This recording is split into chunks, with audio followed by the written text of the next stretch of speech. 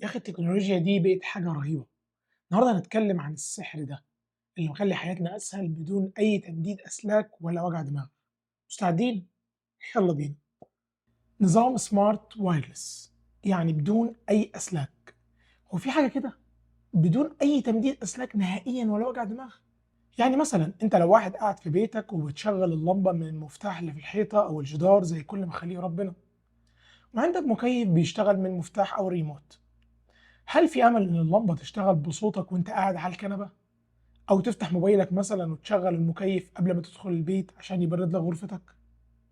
تابع معايا لآخر الفيديو عشان تعرف إن الموضوع ده أسهل ما يمكن إنك تطبّقه في بيتك دلوقتي حالًا. ممكن كمان بعد ما تخلّص الفيديو تنزل تشتري المفاتيح السمارت دي وتيجي تركّبها بنفسك، زي كإنك نازل تشتري علبتين زبادي من البقالة اللي جنبك. تابع عشان تعرف اللي فيها. معاك إسلام عبد الوهاب، مهندس متخصص في التحكم الذكي للبيوت.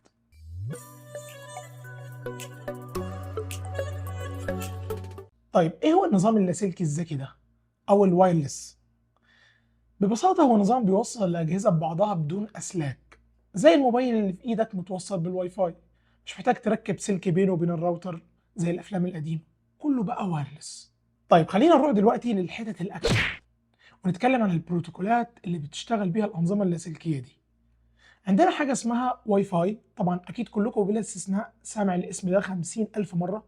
وفي عندك كمان بروتوكول اسمه زيجبي وزي ويف وبلوتوث. أول حاجة خلونا نتكلم عن الواي فاي. الواي فاي بيشتغل عن طريق إرسال إشارات لاسلكية من خلال موجات الراديو. طبعا أنا بقولها الغاز دلوقتي صح؟ شوف يا سيدي، لو عندك لمبة ذكية اللمبة دي بتشبك بطريقة ما هشرحها بعدين على شبكة الواي فاي اللي في البيت عندك، واللي مصدرها راوتر الإنترنت بتاعك. والموبايل اللي في إيدك بقى بيكون فيه وحدة استقبال وإرسال لإشارات الواي فاي دي. لما تبعت أمر من موبايلك الأمر ده بيتحول لإشارة لاسلكية بتتحرك في الهواء عن طريق الموجات الكهرومغناطيسية. الإشارة دي بتوصل للراوتر بتاع النت اللي في بيتك، والراوتر بيبعتها للجهاز اللي عاوز تتحكم فيه، اللي هو في مثالنا هنا اللمبة، وبتنفذ الأمر على طول. طبعا الفيديو الجاي هنتكلم عن الإشارات اللاسلكية والواي فاي بشكل مفصل أكتر من كده. انزل اعمل سبسكرايب للقناة عشان يوصلك الجديد أول بأول. البروتوكول التاني هو بروتوكول زيجبي. زيجبي ده بيستخدم جهاز بنسميه الهاب، هو زي الراوتر في بروتوكول الواي فاي. يعني هو الجهاز الرئيسي اللي لو وقع الشبكة كلها تقع. بروتوكول الزيجبي ده بيشتغل بنظام مش نتورك، يعني كل جهاز في البيت بيبعت ويستقبل الإشارات، وفي نفس الوقت بيكون زي محطة تقوية للإشارة للأجهزة التانية في الشبكة. يعني من الآخر سلم واستلم، شغل ديلرز. يعني تخيلوا معايا الشبكة العادية زي شبكة الواي فاي في البيت، عندنا راوتر في النص وكل الأجهزة متوصلة بيه مباشرة. ده معناه إنه لو الراوتر ده وقع كل الأجهزة هتفصل. لكن في شبكة المش الموضوع مختلف، كل جهاز في الشبكة بيشتغل كأنه راوتر صغير. يعني الأجهزة مش بس بتتواصل مع الراوتر أو الهاب الرئيسي، كمان بتتواصل مع بعضها. فلو جهاز وقع لا قدر الله باقي الشبكة هتفضل شغالة مفيش أي مشكلة. الفكرة هنا إن كل جهاز بيكون نقطة تقوية لباقي الأجهزة، وده بيخلي الإشارة توصل لأبعد مدى وتكون أقوى. يعني مثلا لو عندك جهاز في غرفة بعيدة مش لازم الإشارة توصل له من الراوتر أو الهاب مباشرة، ممكن توصل له عن طريق الأجهزة التانية اللي في النص بينهم. طيب نيجي بقى لبروتوكول الزي ويف. هو شبه الزيجبي في موضوع إنه بيشتغل بطريقة المش، بس أكبر اختلاف بقى بينه وبين باقي البروتوكولات إنه بيشتغل بتردد 900 ميجا هرتز، على عكس بلوتوث والواي فاي والزيجبي اللي بيشتغلوا على تردد 2.4 جيجا هرتز. والميزة في الموضوع ده إنه بيساعد في تقليل التشوش أو التشويش بين الأجهزة، لأن كل الأجهزة اللي في البيت هتكون شغالة على تردد 2.4 جيجا هرتز، وأجهزة الزي ويف بس اللي هتكون شغالة على التردد بتاعها اللي هو 900 ميجا هرتز. فمش هيحصل أي اعتراض للإشارات بينها وبين باقي الأجهزة في البيت.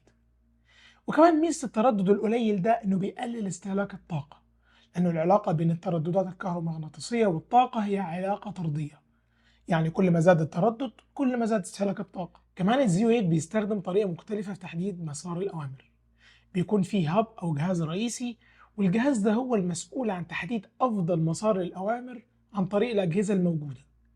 يعني مثلا أجهزة الزي ويف اللي شغالة بالبطارية مش بتستخدم في نقل الأوامر عشان ما يقلش عمر البطارية. الأجهزة اللي شابكة على الكهرباء بس هي اللي بتستخدم في نقل الأوامر. نيجي بقى لبروتوكول بلوتوث. بيستخدم نظام المش زي زيجبي وزي زي ويف برضه، ولكن بيستخدم طريقة مختلفة في تحديد مسار الأوامر. بيستخدم حاجة اسمها فلادنج، هي من اسمها يعني فيضان من الأوامر. يعني لما تبعت أمر تشغيل لمبة مثلا، الأمر بيقعد يتبعت لكل الأجهزة من الهب أو الجهاز الرئيسي، وكل جهاز بيسلم اللي جنبه وهكذا لحد ما تلقطوا اللمبة المقصودة، أو لحد ما التي تي ال بتاع الأمر ده ينتهي. طبعا هتسألني إيه التي تي ال ده؟ ده اختصار لتايم تو ليف، هو الوقت اللي بياخده الأمر لحد ما يوصل لللمبة المقصودة. والفايدة منه عشان الأمر ما يقعدش يتكرر إلى ما لا نهاية ويعمل زحمة في الشبكة على الفاضي. بمجرد ما يطلع من الهب يكون متحدد له وقت معين، وبعد ما يخلص الوقت ده بتنتهي صلاحية الأمر سواء وصل لللمبة ولا ما وصلش. ببساطة بروتوكول البلوتوث بيشتغل بطريقة أكتر همجية، خلينا نقول بيبعت الأوامر بشكل مكثف لكل الأجهزة، على عكس زي ويف مثلا اللي بيحدد مسار واضح وصريح قبل ما يطلع الأمر عشان ينتقل بكل سهولة وسلاسة. لذلك البلوتوث هو أكتر بروتوكول فيهم بيعمل زحمة في الشبكة، وكمان بسبب إرسال الأوامر بشكل مستمر بيستهلك طاقة بشكل كبير. دلوقتي نيجي للجزء العملي. مثلا لو عندك لمبة ذكية وعاوز توصلها هنعمل إيه؟ أول حاجة بنشغل اللمبة وبندخل على التطبيق بتاعها على موبايل، بنعمل سكان بنلاقي اللمبة ظهرت في التطبيق، بنضغط عليها ونعمل تفعيل، وكده تكون اللمبة اتوصلت. مثال تاني، تخيل إنك راجع البيت متأخر والبيت مظلم، بمجرد ما تقرب من الباب في حساس حركة هيلقطك ويشغل الأنوار بشكل تلقائي. أو مثلا لو عندك قفل ذكي على باب بيتك تقدر تفتح الباب بمجرد ما تقرب موبايلك من القفل. حتى تقدر تبرمج المكيف يشتغل قبل ما توصل البيت بنص ساعة عشان تلاقي الجو بارد وجاهز. الإمكانيات ملهاش حدود، والأهم إنها بتخليك تستمتع بالموضوع، مش بس موضوع توفير كهرباء وإني أراقب النظام 24 ساعة والكلام ده. طبعا أنت دلوقتي فاكر إننا خلصنا بقى وخلاص هتقفل الفيديو عشان تخلص مني ومن رغي. أحب أقول لك إنك غلطان، ده أهم حتة في الفيديو كله هي اللي اتقال دلوقتي. في مشكلة رئيسية كانت بتواجه الشركات والناس بخصوص موضوع التحكم الذكي عن طريق شبكات اللاسلكية ده، وهو إنه زي ما حكينا قبل كده إنه في 4 بروتوكولات تقريبا، وكل بروتوكول ليه الأجهزة بتاعته. يعني أنت لو عجبك شكل مفتاح كهرباء معين مثلا في بروتوكول زيجبي، وأنت في البيت عندك الهاب بتاع زي ويف، فمستحيل تعرف تشتريه وتركبه دايركت.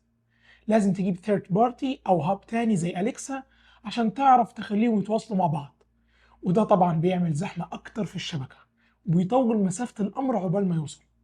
بدل ما كانت بتوصل من الهب للمفتاح على طول، بقى في هب بيسلم هب بعدين المفتاح بتاعك. فاجتمعوا بقى كبرى الشركات في العالم، جوجل، أمازون، سامسونج، أبل، وقال لك احنا لازمنا بروتوكول موحد يوحد كل العك ده تحت مسمى بروتوكول واحد، عشان ندي خيارات للناس يشتروا أي جهاز من أي نظام عادي من غير أي قيود. وهنا بقى نيجي لبطل حكايتنا. سنة 2019 تم الإعلان عن بروتوكول اسمه ماتر، اللي أعلنت عنه Connectivity Standards Alliance أو CSA، أو اللي كانت تعرف سابقا بزيجبي Alliance، اللي هي نفس المنظمة اللي ماسكة بروتوكول زيجبي. البروتوكول ده بقى حلاوته إنه أي جهاز أو لمبة من أي شركة مهما كانت هتشتغل مادام إن هي تدعم بروتوكول ماتر. حتى أليكسا وأبل هوم وجوجل هوم بقى يدعموا ماتر، عشان تضمن بكل بساطة إن كل الأجهزة اللي في بيتك هيشتغلوا مع بعض ومع أي موبايل في بيتك مهما كان نوعه. ودي قفزة كبيرة جدا في عالم البيوت الذكية، لأن المستخدمين كان أكبر معاناتهم موضوع توافقية الأجهزة مع بعض، بالذات في الوايرلس سمارت هوم، على عكس الوايرد سمارت هوم اللي هو الأغلب فيه بيشتغل بروتوكول كينكس المعروف في كل الدنيا. طبعا هتقول لي طيب مطر ده إزاي بيشتغل؟ بص بقى يا سيدي، هو بيشتغل عن طريق الاي بي، يعني نفس فكرة شبكة الواي فاي، بس بيستخدم تقنية اسمها ثريد، ودي بتشتغل على حاجة اسمها اي بي 6، في حين ان الواي فاي العادي بتاعنا بيشتغل اي بي 4. طبعا انا مش هدخل في تفاصيل كتير لان موضوع الشبكات بشكل عام هيكون الفيديو الجاي مش ده خالص، بس اللي محتاج تعرفه انه الفرق بينهم هو المدى بتاع الشبكة. يعني في الاي بي 6 المدى بتاع الشبكة كبير جدا وبيديك مساحة اكبر انك تضم عدد لا محدود تقريبا من الاجهزة، على عكس الاي بي 4. المهم، الماتر ده كل اللي بيعمله انه بيعمل نفسه هب، بتعرف الجهاز عليه عن طريق الكيو ار كود بالبلوتوث طبعا، بس اول مره، وبعدين خلاص الاوامر بتنتقل عن طريق شبكه الانترنت زي ما حكيت لك. بس كده، شفت الموضوع سهل ازاي؟ يلا بقى اقفل الفيديو وانزل اقرب محل الكترونيات جنبك واشتري مفتاح سمارت ركبه في غرفتك وجرب وهتدعي لي. بس قبل ما تقفل ما تنساش تعمل لايك للفيديو وتشترك في القناه لو مش مشترك، ولو عندك اي استفسارات سيبها لي في التعليقات تحت وانا هرد عليك. يلا سلام.